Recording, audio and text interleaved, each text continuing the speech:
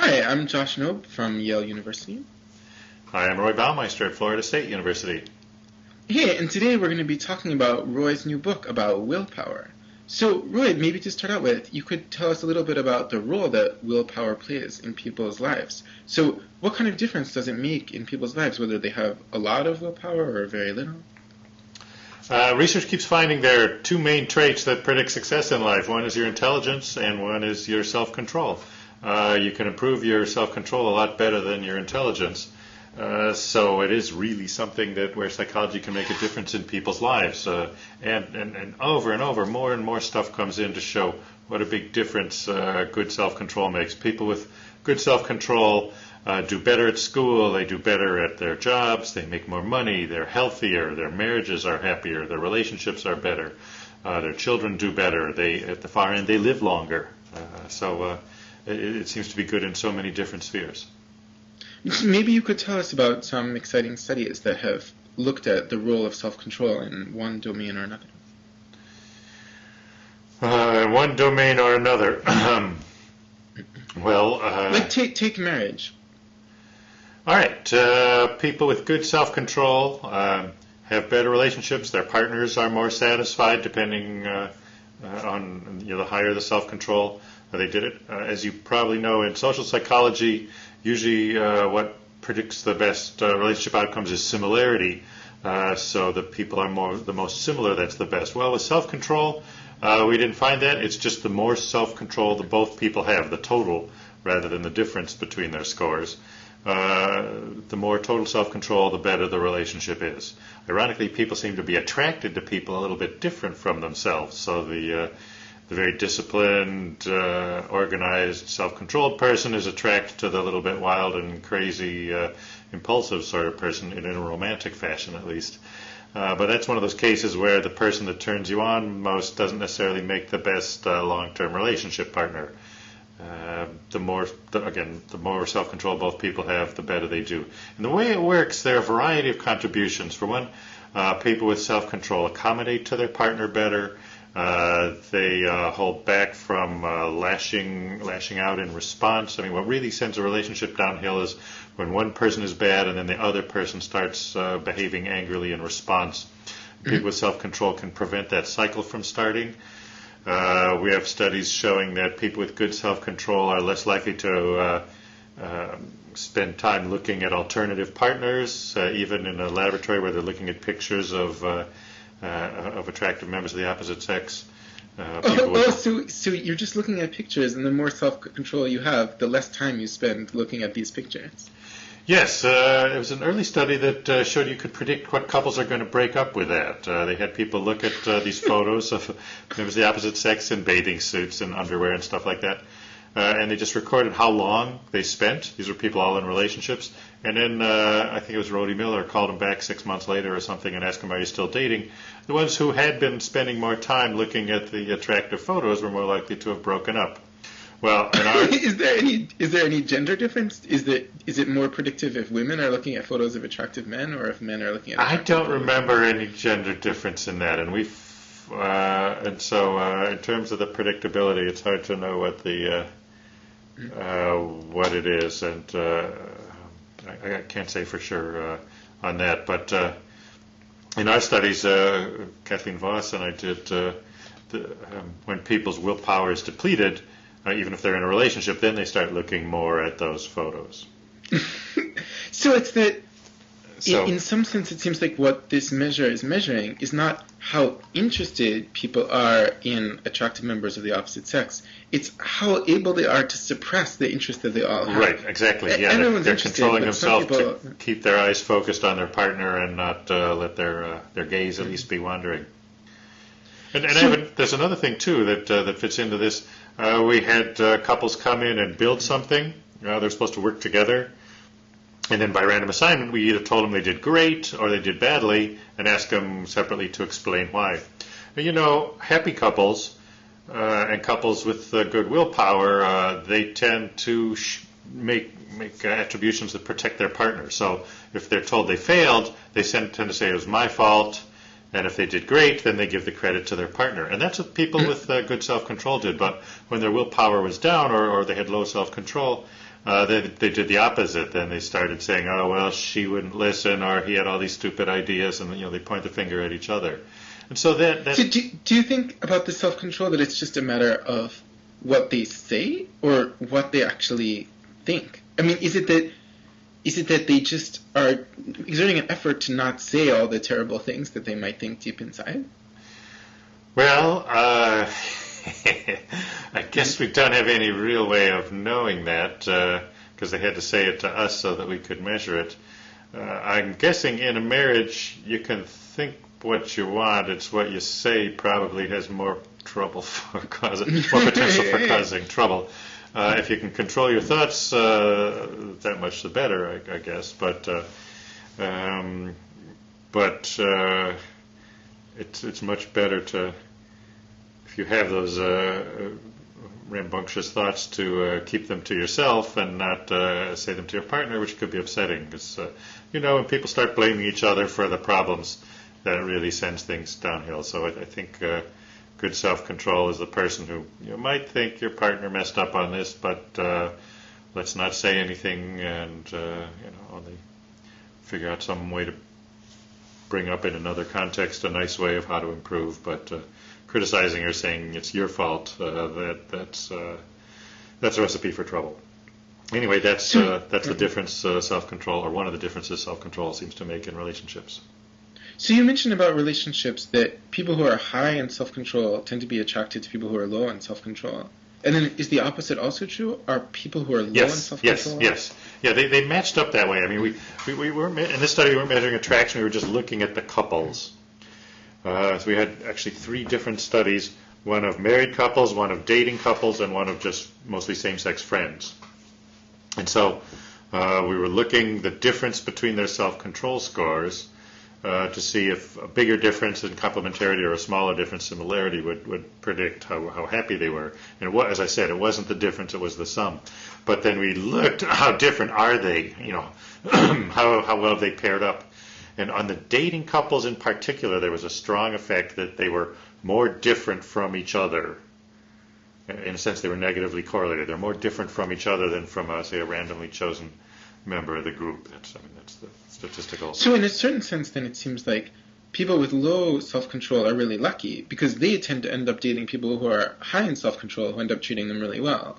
Whereas people who are high in self-control are kind of unlucky because they end up dating people who are low in self-control who end up doing a lot of pain. Yes, I could see that, yes. I mean, the people with high self-control are lucky in other ways because in the long run they'll figure out that they need to get out of it, and they will go their own way and manage their own life better, and the person with low self-control will just continue to screw up and have other problems.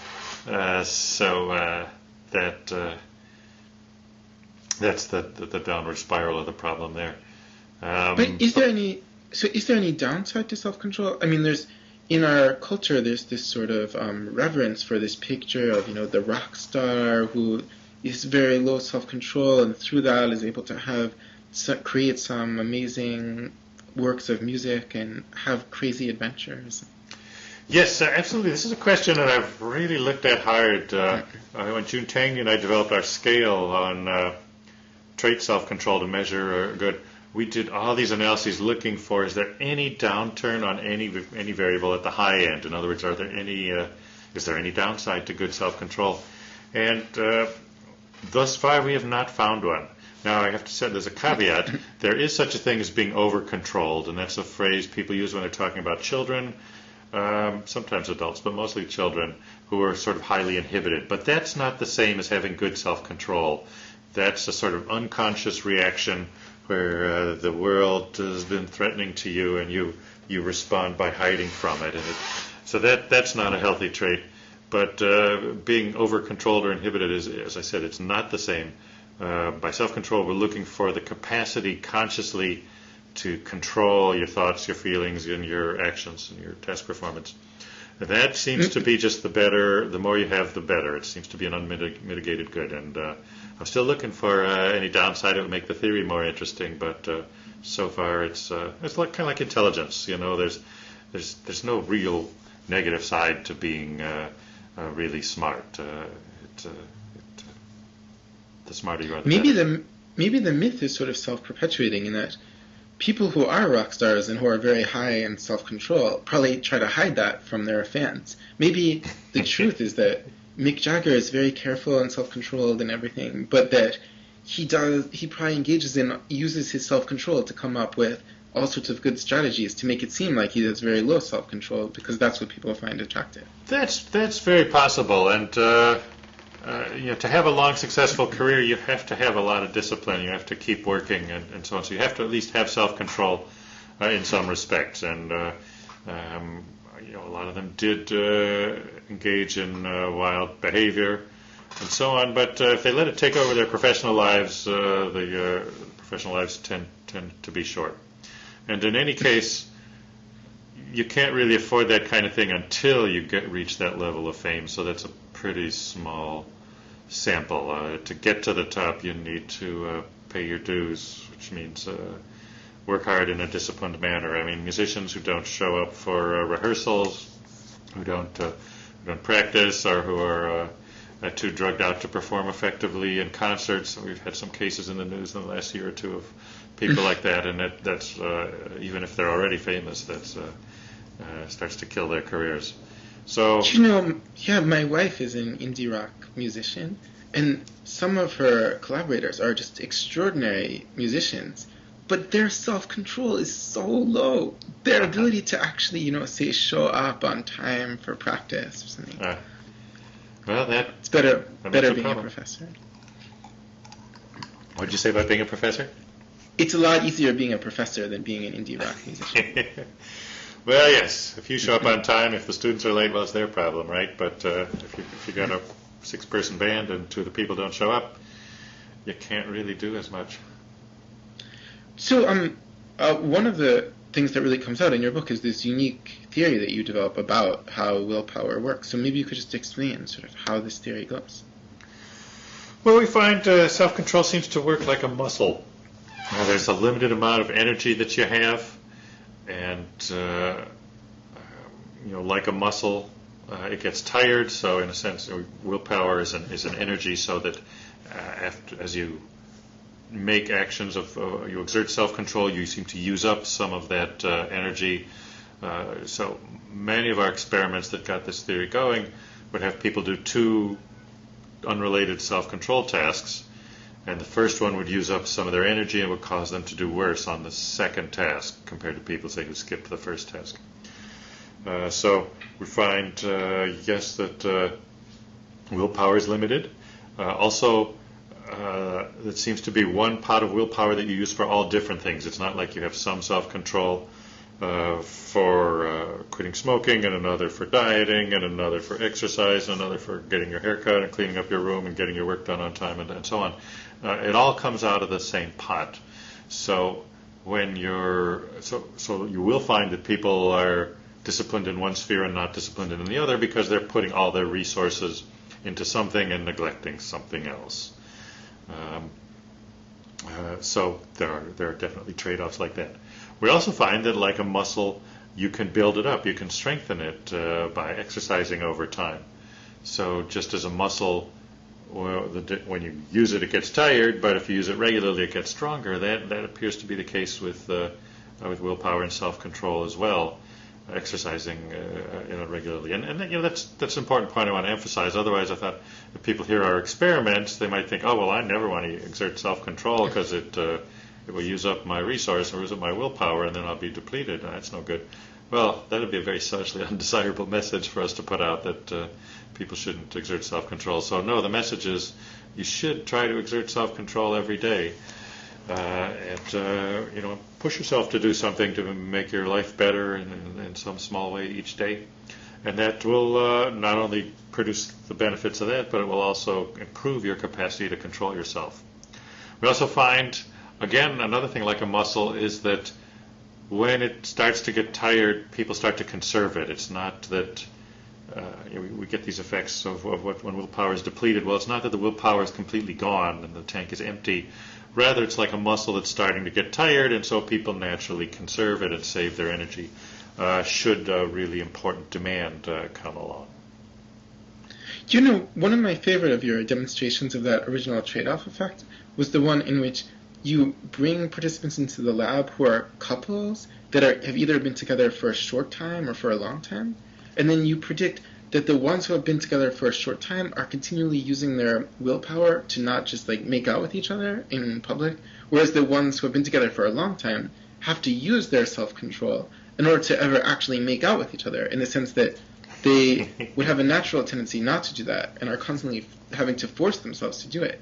And then you show on an unrelated task, if you cause them to have to use their self-control on that unrelated task, the couples who have been together for a long time for a short time will have less self-control left over, so they will sort of be all over each other much more than they would have been. But those who have been together for a long time will actually be less affectionate with each other than they would have been if they had had more self-control.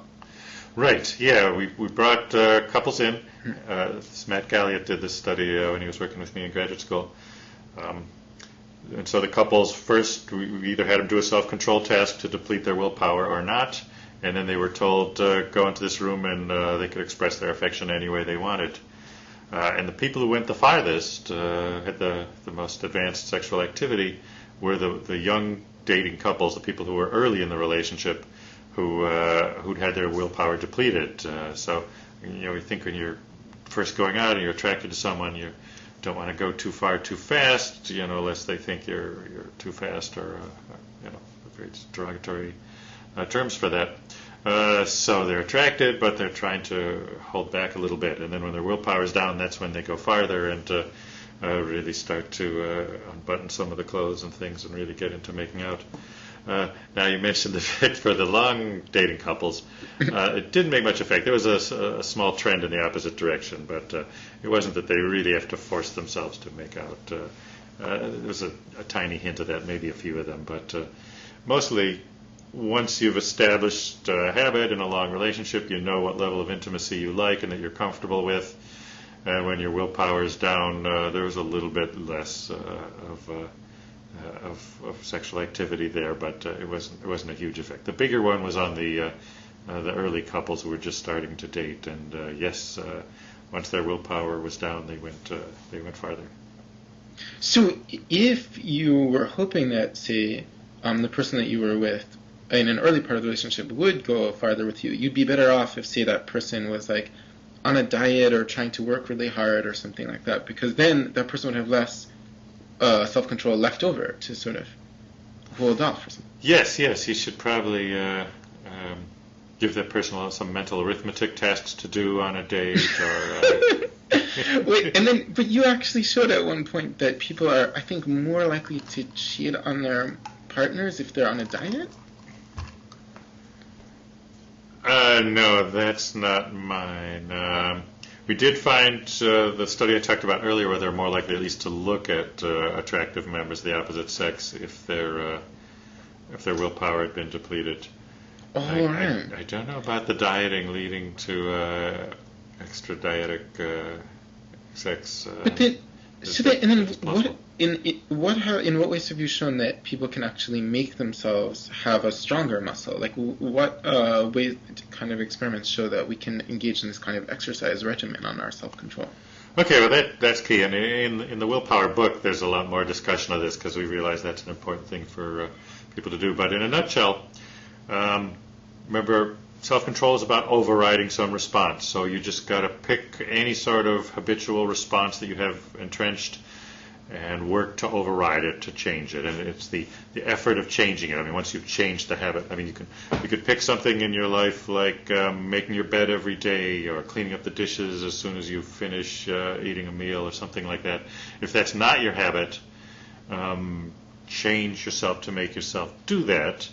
And the process of change will not only make your house cleaner, your bed made or whatever, but will actually improve your ability to change yourself more generally. Now, in our studies, we've done a variety of things. The first thing we had that succeeded was we had people work on their posture. So the instruction was for the next 2 weeks, whenever you think of it, sit up straight or stand up straight, because young adults tend to slouch a lot and so forth. So that's something we can all think of: sit up straight and stand up straight. And sure enough, the people who did this regularly for 2 weeks, not only did they improve their posture, but when we gave them lab tests of self-control that had nothing to do with posture, they showed significant improvement compared to the baseline measurement at the beginning of the study. In other experiments, we've had people work on changing how they talk. So we say, speak in complete sentences, don't swear, say yes and no rather than yeah and yup and all those other things. Don't start any sentences with first-person pronouns. You can almost make any sort of arbitrary rule. Don't use abbreviations. So any sort of rule. Again, the point is the process of change, not specifically what you change. So pick anything like that. In others, we take people who are right-handed and say, well, we want you to use your left hand for a variety of things. And again, pick a list of habits of things you do with your right hand. Switch to your left hand, opening doors, brushing your teeth, drinking with a cup, using a computer mouse, a variety of those. And I need to point out, once the left hand becomes a habit, or once it becomes a habit to say yes and no or whatever, then the exercise is not benefiting you anymore. It's the process of change and the effort to override the response. That's what seems to build up the improvement. Now, the best studies, I think the best effects that have found were these studies by people in Australia, Oden and Cheng. They took things that people really wanted to work on. In one study, for example, these were students and they had money problems. And she said, well, we're going to make a budget and a plan so you can start saving money a little better. So they did that for a couple months. And of course, it worked. They started saving more money. But what was interesting was then they also did better on laboratory tests of self-control that had nothing to do with money. They also reported that there were all these other improvements in their life. They've been working on their money, but they started keeping the house cleaner. Their study habits did better.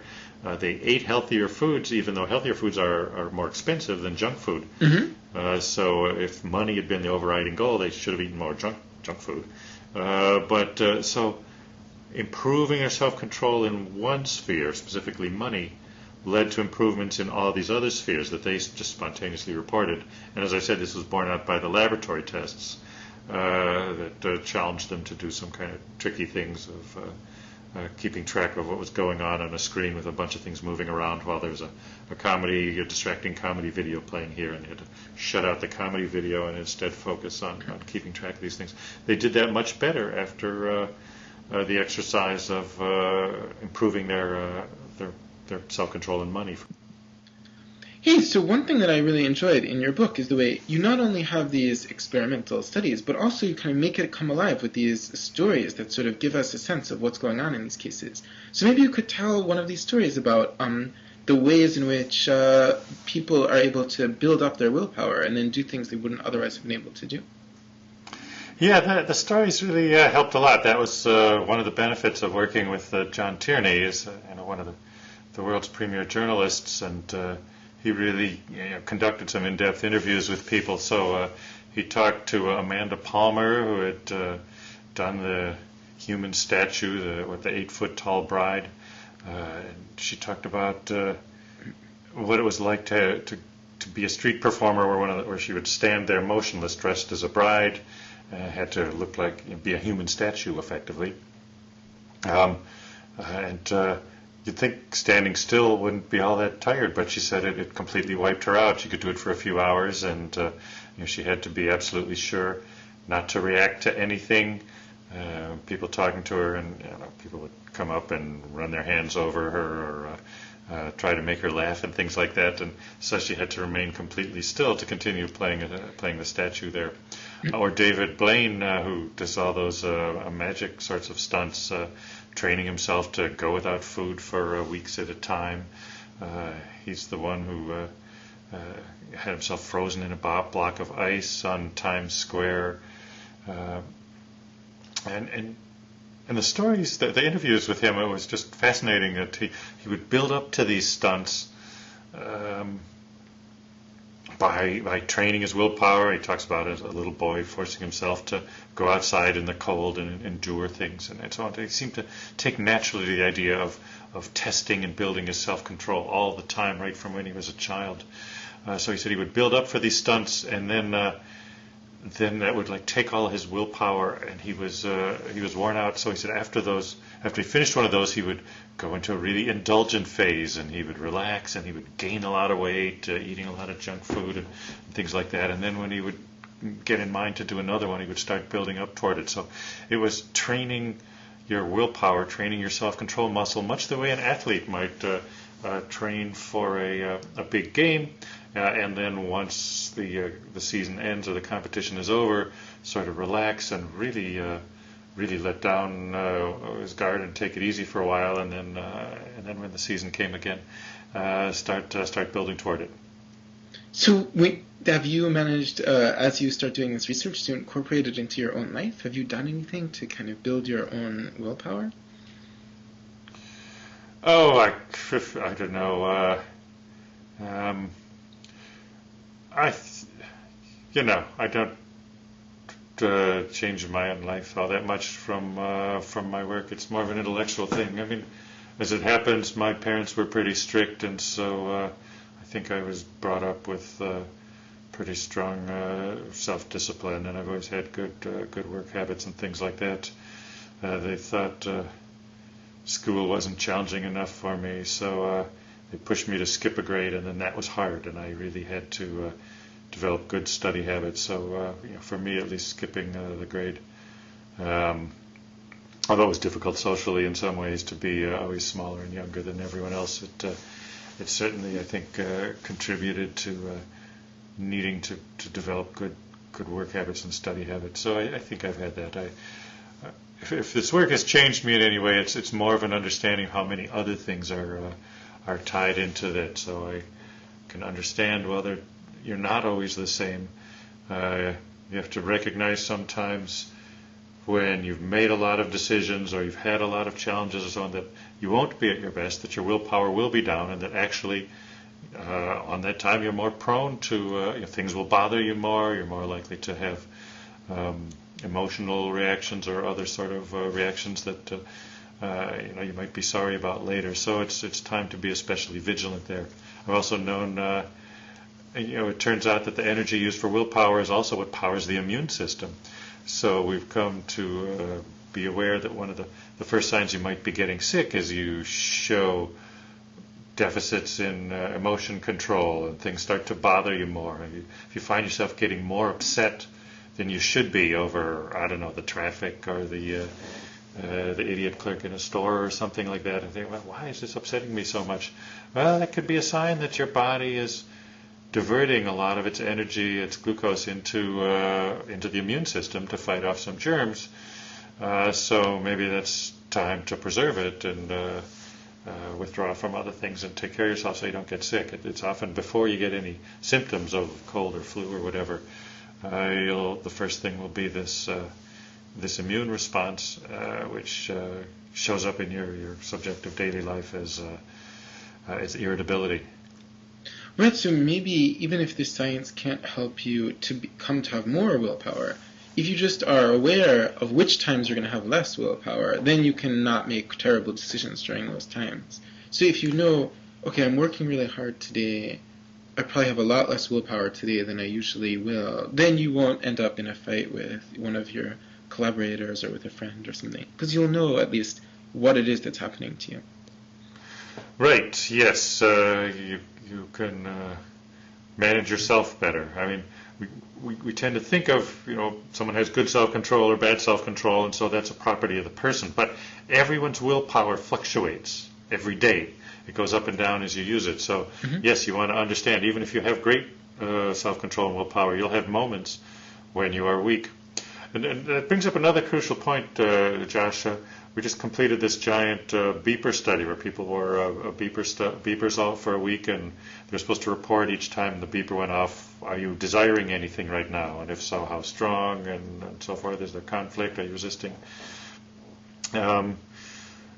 We looked at people with good self-control there. Now, the straightforward prediction is that people with good self-control would be more likely, would resist their desires more often, right? I mean, that's what self-control is for, is resisting desires. But no, the results were significant in the opposite direction. People with high trait self-control spent less time resisting desires. And that's an important key to how people use self-control in life. It's not for bailing themselves out of trouble, it's for avoiding trouble in the first place. Because we went back over the protocols and so on, and they had fewer problematic desires. So they avoid trouble rather than getting into it.